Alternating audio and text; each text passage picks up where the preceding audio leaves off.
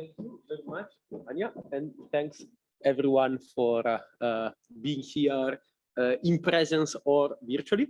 Yes, so as the title says, I'm gonna tell you about the way machine learning has changed atomistic modeling.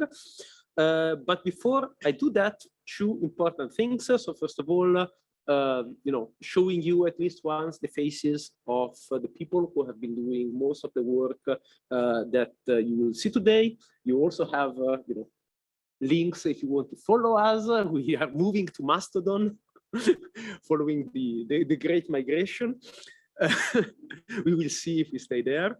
But yeah, more importantly than our Mastodon link, I want to sort of contextualize the work that we have been doing in machine learning, because I do think that it's, since machine learning is getting pretty much everywhere these days, it's very important to start by sort of placing very clearly where we stand in the use of machine learning in science. So what we are trying to do in sort of a big picture kind of way is to model materials and molecules at the atomic scale.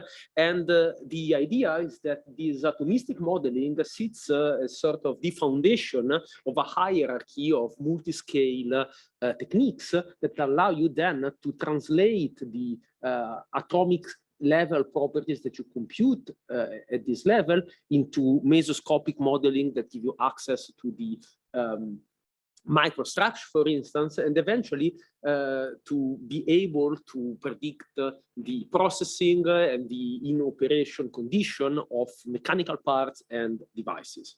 So the key challenge, in my opinion, in sort of laying the foundations for this hierarchy is to make accurate and predictive estimates of the microscopic properties, because if it's a garbage in, garbage out kind of exercise, and so if you are not very accurate at the atomic scale, all this hierarchy crumbles down. So one of the challenges that I see in here is that you have to make approximations. You have to make approximation at the level of the calculation of the electronic structure properties of your system. And here, typically, you're making predictions for a specific configuration of the atoms that I'm calling here Q. And here you have to make compromises, and there is a whole trade-off between the accuracy of the approximation to the electronic Schrödinger equation and how many times you can perform these calculations. Because when you go from force fields to full CI, this gets, orders of magnitude more expensive. But if you are interested actually in the behavior of matter in realistic thermodynamic conditions, it means that it's not enough to compute the properties of an individual configuration of the nuclei. You have to make these calculations over and over again so that you can capture thermodynamic fluctuations, defect formations, and eventually understand sort of emergent physical phenomena such as phase transitions. And this means that you need to sample, essentially compute averages over, again, many millions of atomic configurations. And there is a whole hierarchy of approximations that you can make, from doing a single static calculation to incorporating anharmonic thermal and quantum fluctuations. And so this sort of two-dimensional checkerboard makes these calculations prohibitively expensive. So machine learning has really come to the rescue, in a certain sense, by allowing to eliminate some of the bottlenecks in this process.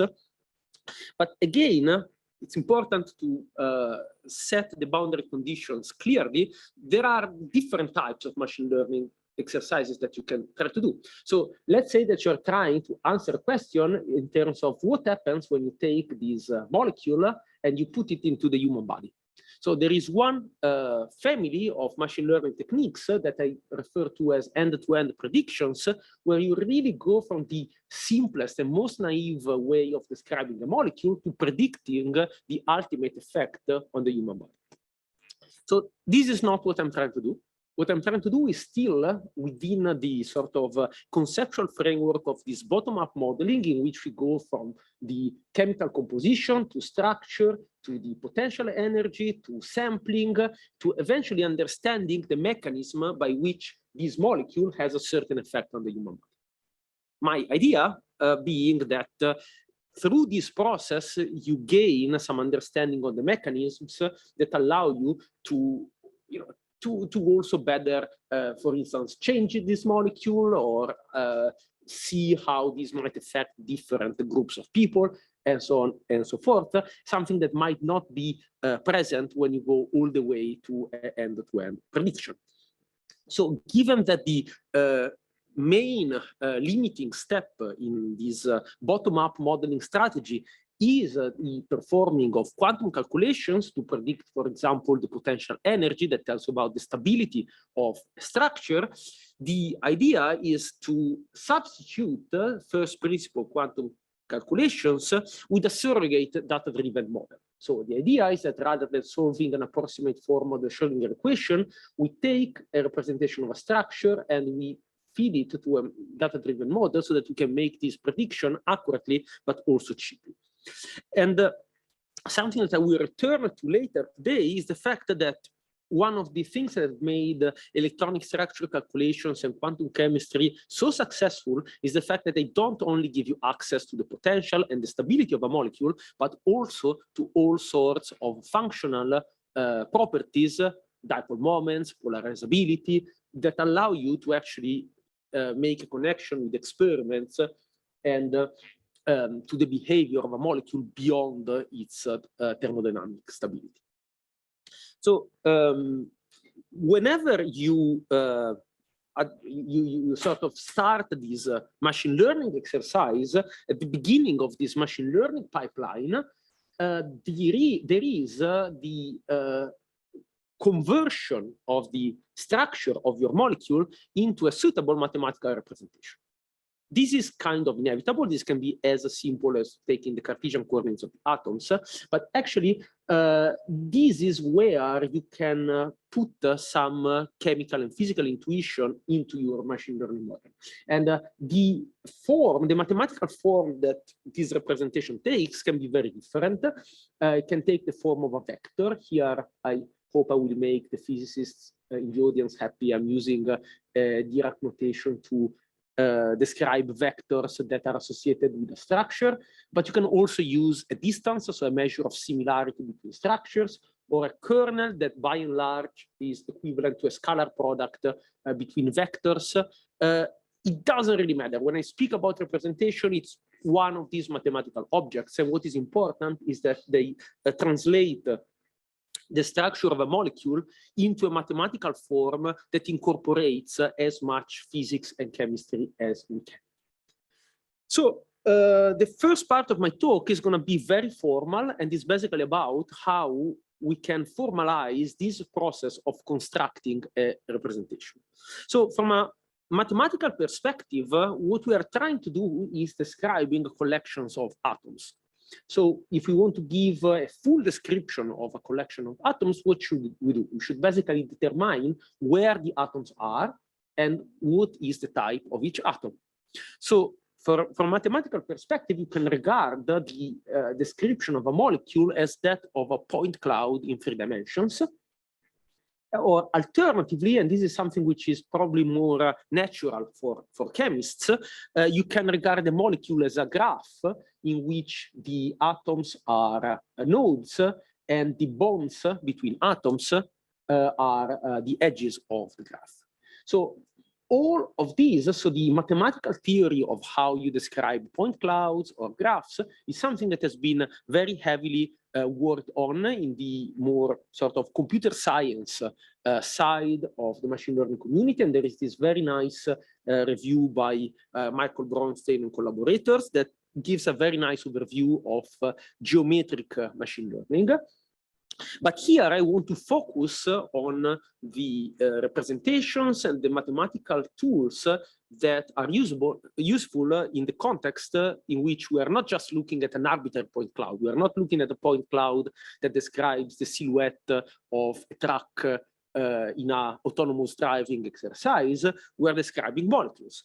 And the molecules obey some basic physical properties. So, for example, at least at the quantum level, a structure property relationship is usually smooth, which means that you can compute the derivatives. So, for instance, from potential, you can get forces, but it also means that the machine learning model can rely on some notion of regularity, which is very important to make learning possible. If the function that you're trying to predict could have arbitrarily large and unpredictable variations, it would be very hard to build a model based on a limited amount of data. Another requirement that seems trivial, but actually is not, is that of having a complete mapping. So in a more rigorous mathematical term, this would be called injectivity. So you want that the mapping between the structure and the representations makes sure that if you have two structures that are distinct, they will be mapped to a different point in feature space.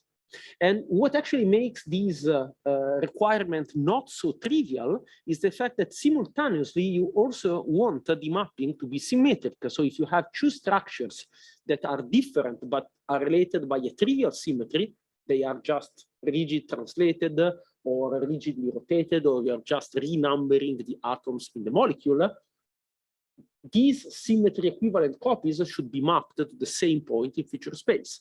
And the advantage is that then your machine learning model doesn't need to learn about symmetry. The symmetry is already built in at the level of the inputs. A fourth requirement that is less trivial, but it incorporates a lot of physical and chemical understanding, is that of having a mapping that incorporates a notion of additivity. Here, what I mean is that essentially, when we're trying to predict an extensive property, again, I take the example of the potential energy, it's very common and very useful to express these global quantity, the quantity of a molecule as a whole, as a sum of contributions that are atom-centered. And here, I don't mean that I associate a property to an individual atom. I mean that I associate a property to some atom-centered environments, so to the relationship between atoms and their neighbors. And these answers for the target property, for the functional form of the model, is reflected in the representation. So this implies that the representation for a molecule must be written as a sum of atom-centered representations. So if you use kernels, basically, you must also have a similar decomposition of a global quantity in terms of local quantities. So this local decomposition is rooted in some basic fundamental physical principles, such as the nearsightedness of electronic matter, but it also very clearly useful to make models more transferable. And I use here the example of Lego bricks, because this is really the notion that you can then train your model on something which is very simple. And then once you have learned the behavior of the fundamental building blocks, you can take the pieces apart and put them back together into something more interesting. And this is how you can get emergent properties out of models that are trained just on molecules or simple building blocks. So if this is a little bit of circular logic argument, I acknowledge this, but one of the ways of motivating these research effort on representations is to look at how much effort has gone into the construction of representations for molecules and materials. And this is from a review from last year. And if we had to update this review, we would probably have to add another whole set of branches. But the point is that there has been a tremendous amount of effort going into starting from this basic description of molecules based on the Cartesian coordinates of the atoms into different acronyms that describe different frameworks to build inputs for then constructing machine learning models. And so we tried to sort of systematize this jungle of alternative approaches. And what we realized is that actually you can build systematically a procedure that allows you to recover the vast majority of these frameworks as kind of special cases of a universal construction. And the idea goes as this. So basically you start from your Cartesian coordinates, good, so everybody can understand this. I'm specifying the position of each atom in a structure. And this is not compatible with any of these fundamental symmetries. If I just consider this list of coordinates, if I swap the labels of two atoms, if I say this is atom 1 and this is atom 2, this is a different list of Cartesian coordinates, and the machine learning model will have to learn that the energies of those two structures are the same. So first step is mapping these set of Cartesian coordinates into a description that is invariant to the permutation of the atom labels. And what we propose one should do is to associate the structure with a density. So here, again, I'm introducing this Dirac notation. I'm describing a structure with a density that is a function of the type of atom and a position. And this is basically just a sum of Gaussians centered on the different atoms. Now, if I give you this three-dimensional function and I use a different channel for carbon, nitrogen, and boron, it will be easy for you to reconstruct the structure. You just look at the peak positions, but you will not be able to tell whether this is atom number 1 or not atom number 55. And so this basically means that this description is invariant to the permutation of the atom labels. So we have got rid of one of these three asymmetries. This is, however, not invariant to translations. If I change the reference system, this will become a different function of X. Machine learning model is silly and doesn't know, unless you build it in, the fact that it doesn't depend on the absolute origin of the reference system. So the next step is basically to symmetrize over translations, and the result of these, I have to skip a few steps, but basically is that you end up with a description in terms of atom-centered densities, and then you further need to symmetrize over rotations. And in order not to lose information in this symmetrization process, you basically have to build a hierarchy of descriptors that correspond to endpoint correlations of the atom density. So basically, you sit on an atom, you look at the position of one neighbor, two neighbors, three neighbors, and then you symmetrize the tensor product over rotations. So the reason why I'm using this cat notation to express this is that actually the vast majority of the frameworks can be recovered by just picking an appropriate basis to expand these tensor products. So in a way, the different frameworks that have been proposed over the past 15 years are related to each other in the same way as a Slater type orbital basis is related to a Gaussian type orbital basis, or a position representation is related to a momentum representation. These are different bases to expand the same objects. And these objects, actually, for those of you who are familiar in statistical mechanics, are equivalent to pair correlation functions, three-body correlation functions, and this hierarchy of statistical correlations of the atom density. So what is very nice in this construction is that you can also make a direct link between this body-ordered expansion of the descriptors and the body-ordered expansion of your target property. So everybody who has done some atomistic modeling, and also many who haven't, will be familiar with the notion that you can write the potential of a set of atoms in terms of Coulomb interaction. That's a pair potential. And then if you have something with chemical bonds, typically you might include also angular terms, and this is a three-body correlation. And basically you can map this hierarchy of descriptors into a hierarchy of terms that describe your interatomic potential or any model of your property. So one of the things that make this systematic construction useful and interesting is that it's very easy to extend it. example, you need a property, you need to predict a property that is not invariant to rotations, like a dipole moment. I will return to this later. Well, you can basically just stick a set of spherical harmonics into this expression, and you get something that allows you to build a basis to expand the properties that are tensorial in nature.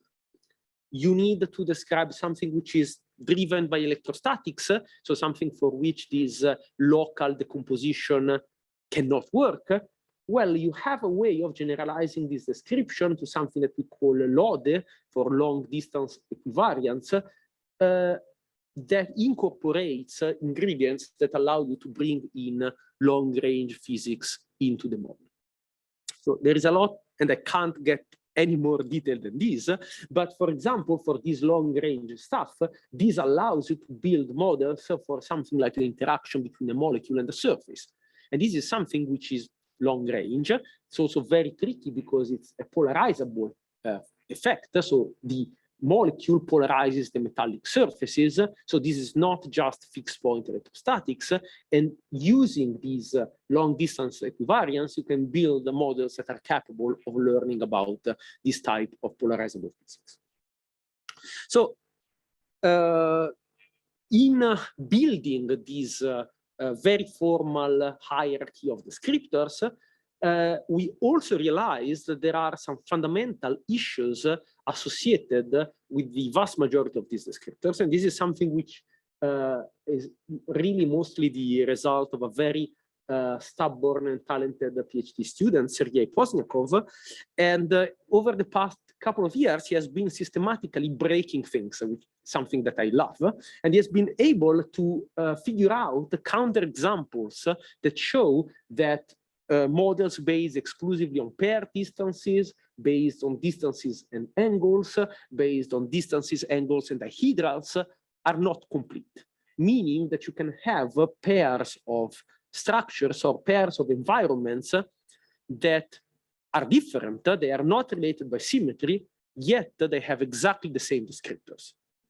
And thanks to this formal construction, this is not something that is associated with SOAP, with Bader-Parinello symmetry functions, or with one specific family of descriptors, but to all descriptors that belong, that are basically corresponding to a certain body order correlation of the neighbor density.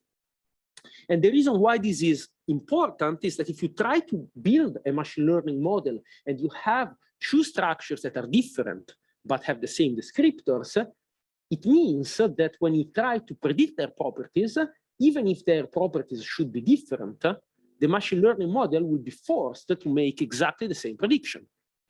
And even though sometimes these structures look a little bit weird, this is actually relevant because since the predictions have to be smooth, not only the individual structures that are degenerate, but also a whole set of structure in their vicinity will have predictions that are wrong because of this phenomenon. And actually, as I said, Sergei is really, really stubborn and has managed to break even graph convolutional neural networks, at least a family that is based on pair distances. And, you can also make structures that look reasonable. So these two water tetramers are indistinguishable to Schnett, which is famous graph convolutional neural network for molecules. And this means that if you try to make a machine learning model that includes in the training set these two molecules, you will not be able to learn their energies. You can only, both will be predicted to have an energy, which is the mean between these two values, which are 3 electron volt apart. So actually this has, this adventure with Schnett and graph convolution has led us to also try to see if you can incorporate into this systematic construction, not just descriptors, but also deep learning frameworks. And it turns out that, at least in the appropriate limit, of course, deep learning extends the design space so much that it's hard to really have a similar all-encompassing theory. But in the appropriate limit, you can also incorporate message passing ideas into this construction. You can show that message passing is basically equivalent to building descriptors on neighbors and not just on a central atom. And I think it's this is an important effort. As much as this is an important effort, at a certain point, you have to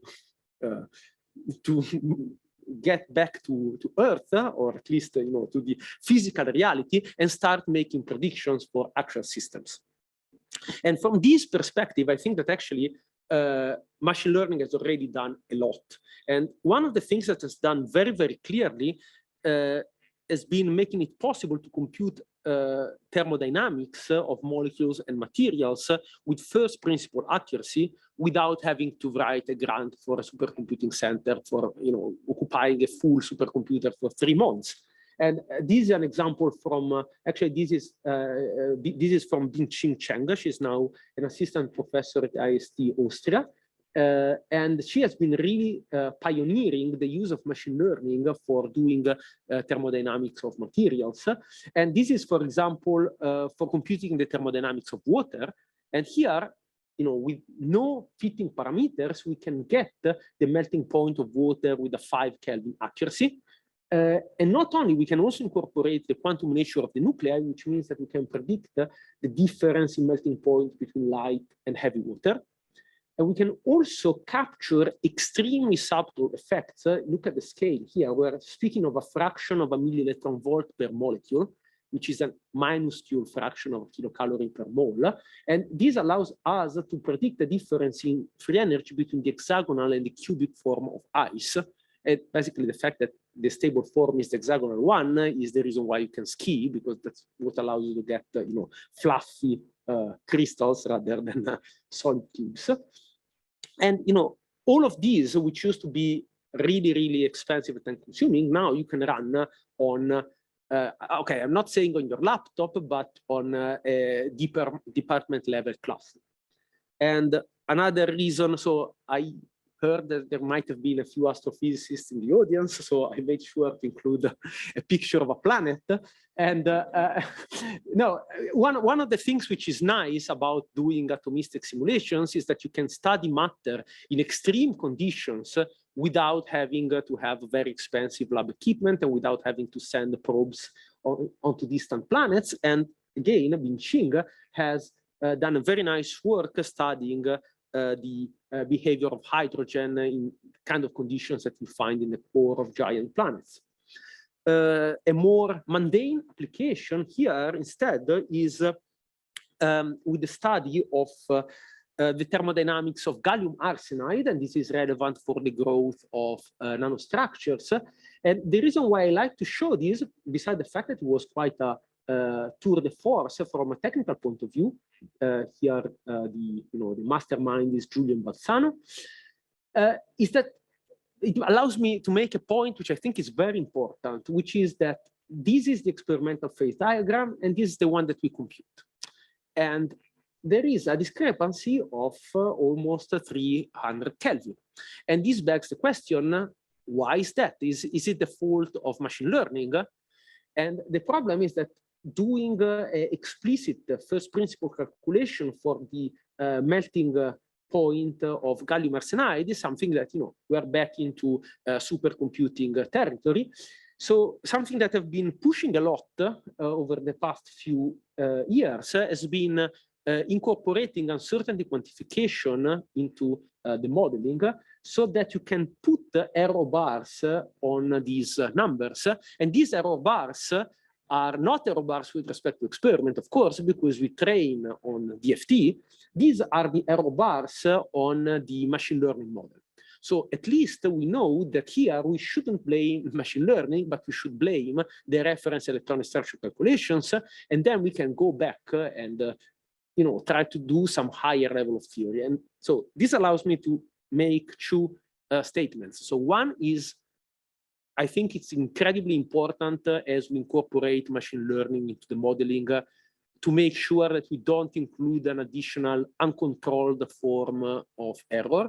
And what is nice is that since machine learning is basically statistics, it's easy or relatively easy to put error bars on the machine learning part of the calculation.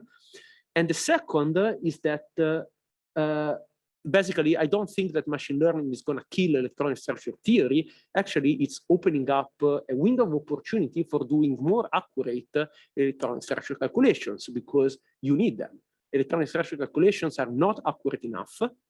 And machine learning is allowing you to do more expensive calculations and be able to use them to do something which you will never, or in the foreseeable future, will not be able to do by brute force with something that goes beyond hybrid DFT level, I would say. So I want to tell you about something which is still a work in progress because it's sort of fun and something which is very nice. So I told you briefly before, I hope you recorded the fact that how do we incorporate chemical diversity into these features? Well, it's basically by having a separate channel associated with each chemical element. And the issue is that when you then build correlations of the atom density, you also have to make a tensor product in the elemental channels, which means that when you go from pair, from single atoms to pairs, then you have the square of the number of elements. And when you go to three-body descriptors, you have the cube of the number of elements. And this very quickly grows out of control.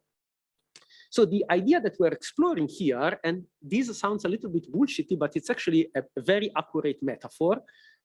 So we're exploring basically expanding the physical elements into a small number of alchemical channels that behave very much like classical elements. And so a machine learning model here would not learn separately the behavior of carbon, boron, and nitrogen, but would learn simultaneously the behavior of these alchemical pseudo elements and simultaneously the makeup of the physical elements into these low-dimensional alchemical bases. And this means that we can do really crazy stuff. So we can basically take almost the entire D block, almost all of the transition metals. I don't really know why we dropped these. Basically, these are not, so this is meant to describe high entropy alloys, and these are really almost never used. Well, technetium for obvious reasons, cadmium. But anyway, so we picked 25 elements from the transition metal block. And we try to build a machine learning model that can simultaneously describe 25 elements. And basically what you can show here is that these are learning curves. So basically how accurate is a model in making a prediction on a new structure after I trained it on 100, 1,000, and 1,000 structures. And you can see, I mean, there are too many curves on here, but what you can see that if you try to compress this 25-dimensional elemental space to 2 dimensions, I mean, the model doesn't perform so poorly, but it actually saturates at about, I don't know, 40 MeV per atom level. But then you increase the dimensionality of this alchemical space to 3, and you see that these delays the saturation. You can get down to about 25 MeV per atom.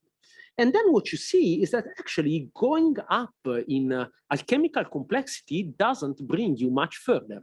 So this suggests that by 3 alchemical channels, we have saturated the information content of the D block.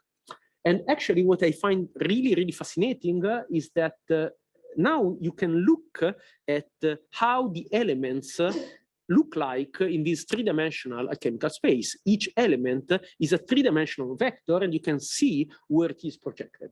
And basically, these positions are obtained just by optimizing the alchemical embedding of the D block in this 3-dimensional alchemical space. And you can see how nicely this reproduces the periods and the groups in the D blocks. You can also see, there are something that we want to try now is basically just simulate osmium and rhenium by putting them in between and then comparing and seeing how good or bad is the model. And if you think that this doesn't look entirely like the periodic table, there is actually an alternative version of the periodic table, which is called the Benfley table, in which actually there is really this, this spiral shape. And actually this makes sense because scandium and zinc are much more similar to each other than scandium is to chromium. So, this all makes a lot of sense. And I think it's a nice way of extracting some chemical physical insight from the performance of a machine learning exercise. So now, apologies, we're back to cats, back to maths. Because I want to tell you a little bit about what you have to do if you want to go beyond potentials and learn properties that are tensorial.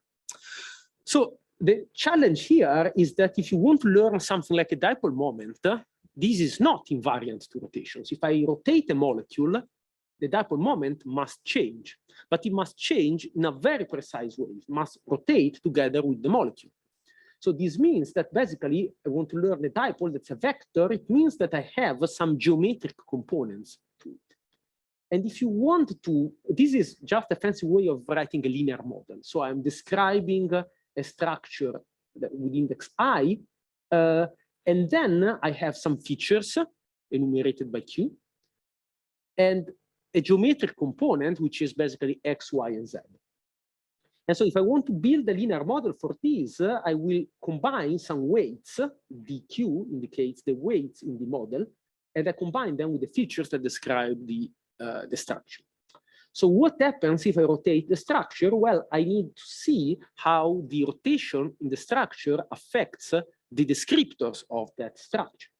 And now if I can come up with a recipe that gives me descriptors that rotate when I transform the structure, as if I apply the rotation matrix to the Cartesian coordinates of the descriptor, then I get a model that automatically guarantees that it is equivariant with respect to rotations. So basically, this property that the dipole of a rotated molecule is the rotation matrix applied to the dipole of the non-rotated molecule is the basic concept behind equivariance, and we're hearing so much about equivariance in machine learning these days.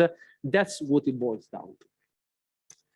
So you can use these exactly this framework. You can build the descriptors that behave like vectors, and you can use it, for example, to learn dipole moments.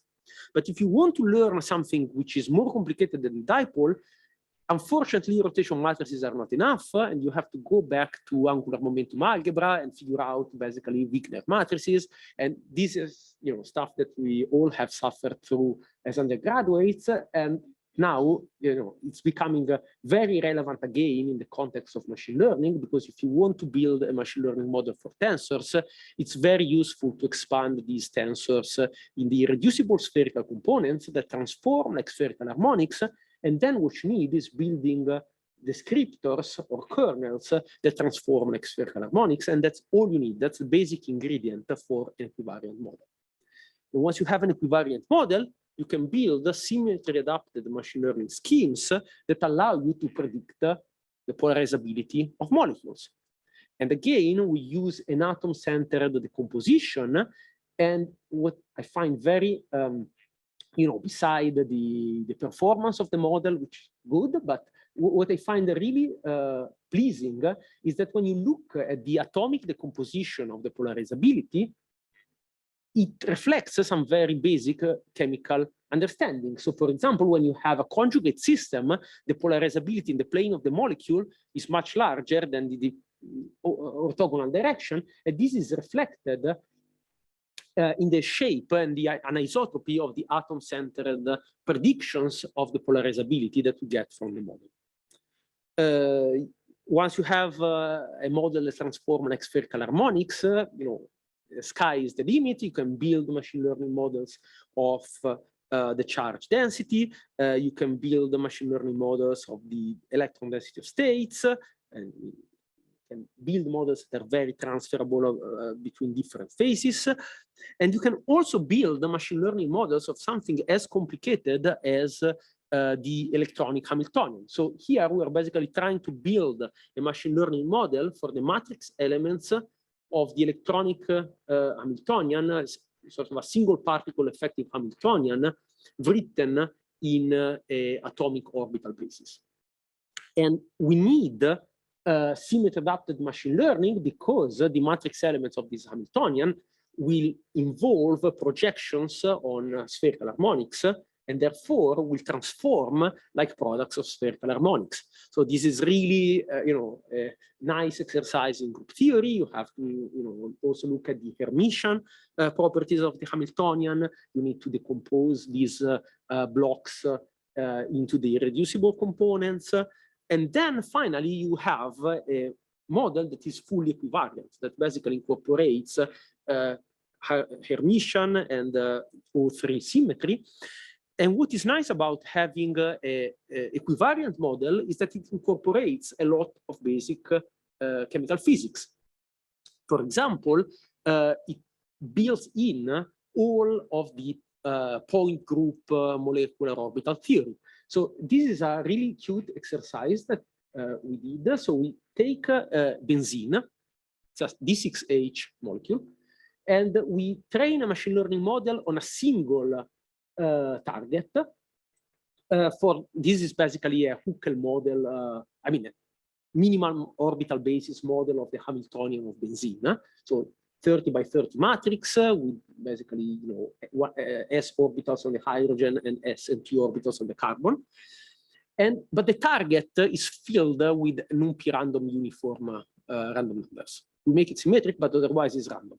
And the point is that the model cannot learn that randomness because it's inconsistent with the D6H symmetry of benzene. The prediction is very different from the target. It filters out completely this noisy part, and it only learns the part of the Hamiltonian that is consistent with D6H symmetry. And this means that the molecular orbitals that we predict, the energies are random because we have trained on a random matrix, but their symmetry is consistent with the character table of D6H. And this is, we haven't built in explicitly D6H symmetry. We only have built in basic permutation equivariance and rotational and translational symmetry. But since point groups are a subgroup of rotations and permutations, basically D6H is already included in the model. And this is not only important for highly symmetric structures, because also the way the energy levels change when you deform the molecule. Basically, this is Jan-Teller theorem. The symmetry of the deformation has an impact of the way the degeneracy is broken by a deformation. And basically, this is something that is built automatically into the model. So what can you do once you have a machine learning model of the potential and a machine learning model of functional properties? Well, you can start building what they call integrated machine learning models, which are models that really replicate the capability of quantum chemistry to predict stability, but also functional properties. So we can, for example, start investigating the impact of thermal and quantum fluctuations on the NMR chemical shieldings in molecular solids. We can compute the IR and Raman spectra of liquid water. And the point is that this is not anymore something which is time consuming. We can compare two different hybrid density functionals. And this paper is actually not even about computing these spectra. It's about a method to incorporate the quantum nature of the nuclei on the dynamics. So it's something that you can do really almost routinely. This is a figure I really love. So this is the heat capacity curve of nickel, okay? And there is a lot of physics in this curve. So at low temperature, you have the deviation from the classical Dulong and Petit law for the heat capacity. And this is something that if you want to incorporate with full anharmonicity, you need Patin Picards for that. So very time consuming if you want to do ab initio. With a machine learning potential, that's cheap. At high temperature, however, a good machine learning potential, good reference DFT, and good sampling is not enough, because for metals at high temperature, electronic excitations are also important. And here we incorporate the electronic contribution to heat capacity, not through an electronic structure calculation, but through a machine learning model of the electron density of states. And there is this, it's always nice to leave something to do. And this peak is basically the associated, of course, with the ferromagnetic phase transition in nickel. And there are groups that are now starting to see how to incorporate magnetism into machine learning models. Yeah, this is just another application which we, so this is actually something where Volker Deringer and group had done very nice simulations of silicon, amorphous silicon under pressure. And this underscores the importance of being able to access functional property, because the experimental probe of the phase transitions is done through looking at the conductivity. So they needed to be able to compute the conductivity of these samples that were like 100,000 of atoms simulated for several tens of picoseconds. And so basically our contribution here was just to get the electron density of states with one of these integrated machine learning models. Another example, this is paradigmatic ferroelectric, barium titanate. So this is a material that as you cool down, it goes from a high temperature paramagnetic phase to a sequence of ferromagnetic phases with different symmetry. And through a machine learning model, we can compute the thermodynamics of these phase transitions, but through a model that allows us to compute the polarization, we can also compute with molecular dynamics, from the correlation functions of the polarization, we can compute the dielectric constant across the temperature as the system undergoes these different phase transitions. And at the end of the day, the reason why people are interested in ferroelectrics is because of their dielectric properties. So being able to compute those is very, very important. So I will go very quickly on these just to say that besides using machine learning to make predictions, so there is also a lot of scope for using machine learning to interpret the result of simulations. And this, typical example is in making these maps.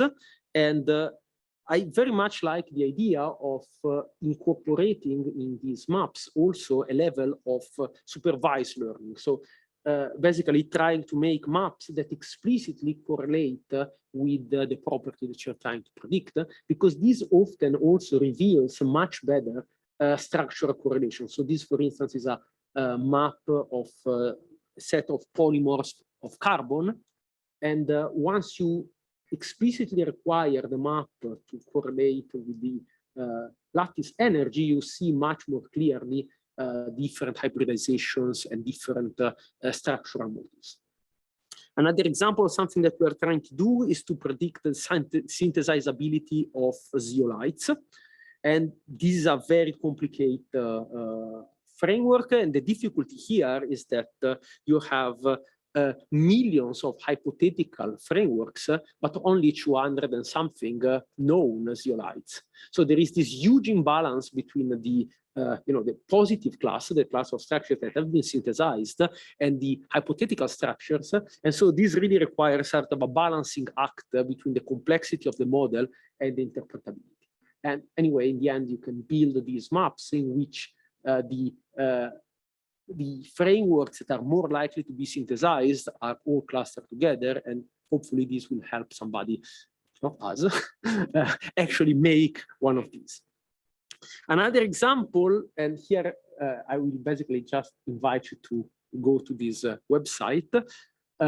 We are trying to build a library of building blocks of molecular crystals.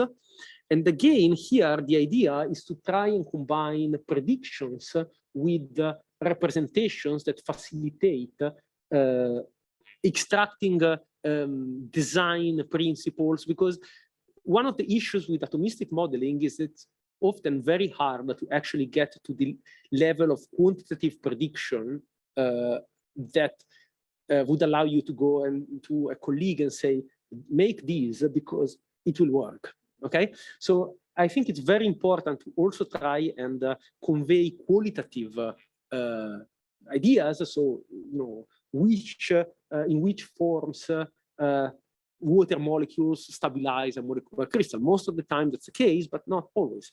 And for instance, here we try to apply this to a design, to a co-crystallization design for etenzamide, which is an analgesic drug. And we try to suggest that there might be different functional groups than those that have been used to stabilize or destabilize the homo crystal of etenzamide.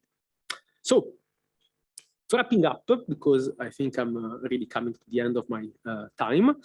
So there are many directions in which we can move. So one direction in which I really want to move is keep hammering down on this sort of fundamental study of the nature of the machine learning models, because for many, mostly sociological reasons, machine learning has a strong tendency to lead to branded models like GPT-3. No? So, and these models, I see them as pre-mixed drinks. So they make choices for you. They choose the training set, they choose the architecture, they choose their presentation, and they work well. And that's great. But I really think that, you know, there is value, particularly when you use machine learning in academic context, in understanding what are the ingredients that build a machine learning model, so that everybody can go, and you know, you probably saw where that was going. You know, everybody can pick their poison and choose the combination of these techniques that is most suitable for the scientific problem that they want to solve. So this sort of modularity in thinking of the construction of a machine learning model is also reflected, in my opinion, should be reflected in the modularity of the software infrastructure. So, you know, many of the people in my group are also doing software development, and we try to do this in a modular fashion, so that, you know, even if you don't want to get the full package, you can pick your pieces. And something that I've been pushing a lot lately is this Chemiscope framework. And the reason why I'm pushing it is that it's the only one where the quality of the software is really where I think people can go just and use it, and we will not get too many complaints. So this basically, it's a tool just to visualize structures, and it's again itself very modular, which allowed us also, so you can also just import Chemiscope in a Jupyter notebook, and you know, just a little bit of advertisement. Something that I really think we should try to do is to sort of reduce the divide between machine learning and quantum calculations. And what I mean here is really sort of mixing machine learning predictions with physics-based steps. And as an example, something which we very recently published is a model to compute the behavior of matter in really extreme conditions, like 50,000 Kelvin. And here, you cannot describe the electrons as if they were in their ground state. One of the ways of describing the system in that case is to describe the electrons with a free energy function. And the idea that we are exploring here is to build this free energy functional by making two machine learning predictions, one for the ground state energy and one for the ground state electron density of states. And then we combine these two ingredients using a purely physics-based approximation. And this allows us to predict the Mermin functional at an arbitrary temperature. And so we can basically, just with a single pair of machine learning exercises, we can make predictions at an arbitrary temperature and study matter in extreme conditions. We can also compute the heat capacity, and lots of things. And finally, something which I don't have yet results to show, but something which I think will become more and more important is basically also trying to inject experimental data into the machine learning model. And I think that it's important to do this without, I mean, at least I want to do this without throwing away the bottom-up idea and also the use of theoretical data to underpin the machine learning. So with this, I'm finished. So thank you for your attention. And if you have any question, I will be happy to answer. Thank you.